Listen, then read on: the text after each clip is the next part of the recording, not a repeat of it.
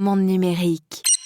Le concept, c'est de pouvoir avoir un OS qui connecte l'intégralité des produits Xiaomi, du smartphone, en passant par la voiture, jusqu'à tous les produits de la maison connectée.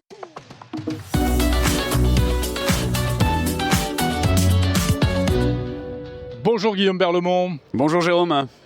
On vous retrouve au Mobile World Congress édition 2025 pour la marque Xiaomi avec un concept que vous aviez déjà présenté l'an dernier, Human Car Home. Alors ça veut dire humain, voiture, maison, mais encore.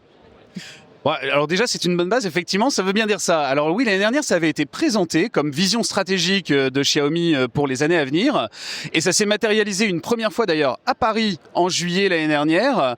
Et ça se renouvelle ici. Et le concept, c'est de pouvoir avoir un OS, HyperOS et HyperOS 2, j'ai même envie de dire cette année, qui connecte l'intégralité des produits Xiaomi, du smartphone, en passant par la voiture, jusqu'à tous les produits de la maison connectée, afin que tout ceci communique de manière hyper fluide, simple et interagisse entre eux. Alors l'une des vedettes de ce salon, c'est le smartphone que vous avez en main, c'est le Xiaomi 15. Tout à fait. Qui a été annoncé. Qu'est-ce qu'il a de particulier ? Bon, il a de particulier qu'il est toujours co-conçu avec notre partenaire photographique Leica et qu'il repousse encore les limites de la photographie sur smartphone. On tient là un véritable petit boîtier photo. C'est les photographes qui le disent, ce n'est pas moi. C'est un smartphone qui fait des photos ou c'est carrément maintenant un appareil photo qui fait téléphone ? Bon, on va dire que ça reste quand même un smartphone. Avant tout, il embarque tout ce qu'il faut dans un produit flagship, super processeur, l'IP68, mais évidemment, c'est notre pilier principal, la photo. C'est là-dessus que l'on mise côté Xiaomi pour se distinguer du reste de nos concurrents. Et évidemment, la photo, on la repousse dans toutes ses limites. Avec une particularité qui est assez étonnante, c'est cette espèce d'objectif qu'on peut fixer à l'arrière du téléphone. Alors effectivement, la particularité de ce 15 Ultra, comme le 14 Ultra, c'est qu'il vient accompagné d'un pack photo pro que l'on offre d'ailleurs à tous les acheteurs de Xiaomi 15 Ultra et qui permet d'aller encore plus loin sur la photo, la street photo notamment, puisque c'est le type de photographie phare de notre partenaire Leica et que nous avons complètement adopté. Donc avec ce pack photo pro plus le Xiaomi 15 Ultra, vous allez pouvoir faire des photos incroyables. Et qu'est-ce que ça apporte d'ajouter un objectif externe donc qui doit se connecter en Bluetooth ou quelque chose comme ça, j'imagine ? Alors là, ce dont on se parle, c'est le prototype. Ah, ça, d'accord. C'est un prototype, c'est encore autre chose. C'est pour les années à venir, on s'en reparlera peut-être en 2026 ou en 2027. Non, là, aujourd'hui, on est sur un kit qui permet de pouvoir ajouter des filtres, une poignée, de l'autonomie supplémentaire en mode photo et surtout une prise en main qui permet d'être équivalent à ce qu'on pourrait faire avec un boîtier photo tout en étant beaucoup plus discret, beaucoup plus léger. Et le prototype, effectivement, qui est montré sur le stand cette année, lui, va encore plus loin puisqu'elle permet effectivement par ajout d'un objectif magnétique d'aller sur des formats 4 tiers, ce qui n'est pas le cas aujourd'hui sur les smartphones. Donc là on est en pleine exploration du futur. Ok, donc c'est un accessoire qui possède son propre capteur ? Exactement, il a ses propres objectifs et qui pourront justement être interchangés. La communication se fait par laser pour pouvoir transmettre toutes les informations et avoir les données RAW, comme on dit en photo, les plus riches possibles dans le smartphone. D'accord. Le laser, il intervient où ? Transfert de données. Ah d'accord, entre l'objectif et l'appareil. On est vraiment sur un concept très très différent de ce qu'on fait aujourd'hui avec les capteurs qui sont directement intégrés dans le châssis. C'est intriguant et l'objectif vient se placer au dos du téléphone, mais pas sur les objectifs. Il est à côté, il est indépendant et communique avec le reste du smartphone. Oui, il est au milieu en fait de l'appareil, c'est ça. D'accord. C'est pour ça que je me demandais si c'était encore un smartphone à proprement parler. Celui-ci, on pourra peut-être commencer à se parler plus d'appareils photo effectivement qui téléphone. Et Guillaume, il y a un mot d'ordre cette année, encore plus que l'an dernier, c'est l'intelligence artificielle. Comment ça a évolué depuis l'année dernière ?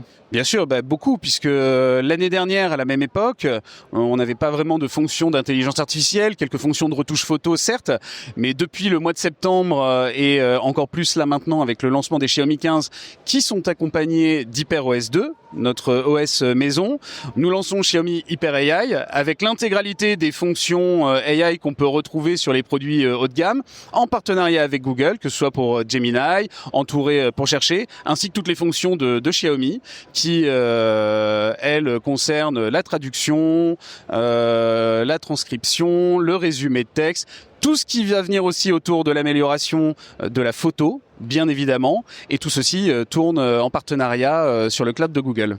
Il est sur quelle gamme de prix ce Xiaomi 15 ? Alors Xiaomi 15 a deux modèles, le 15 Ultra qui lui débute à 1499 € et le Xiaomi 15 à 1000 €. Et puis donc, des voitures.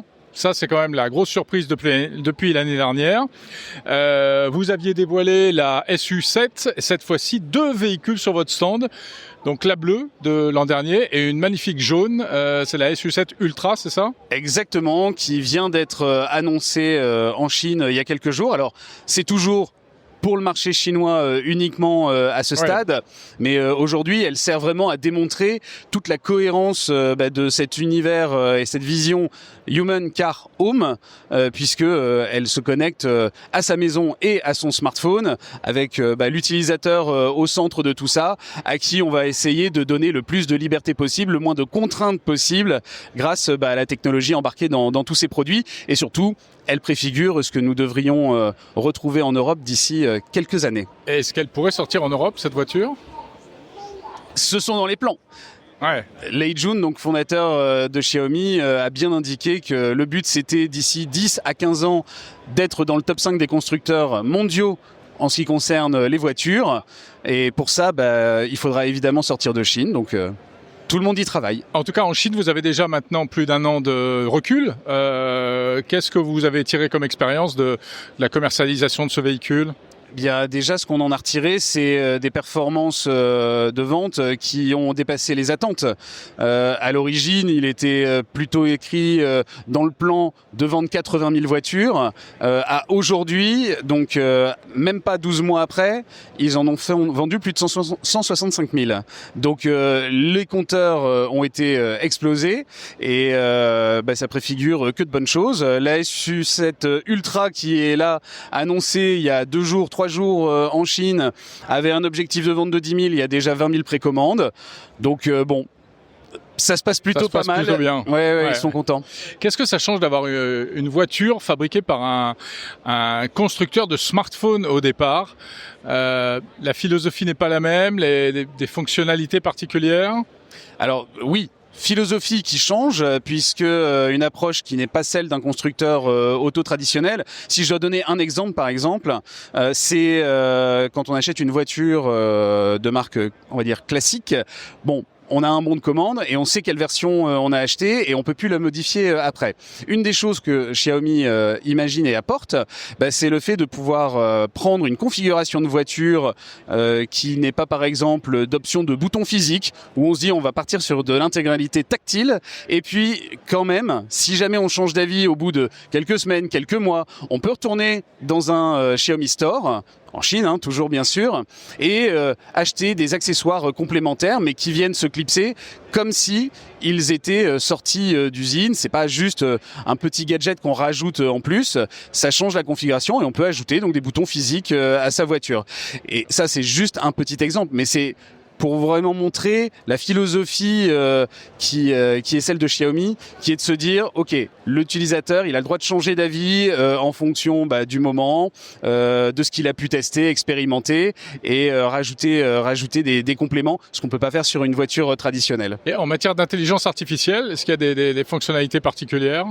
Il y a toutes les fonctionnalités d'autopilote qui sont à leur plus haut niveau de fonctionnement en Chine. Donc oui, c'est bien intégré, évidemment. Merci beaucoup. Merci Jérôme.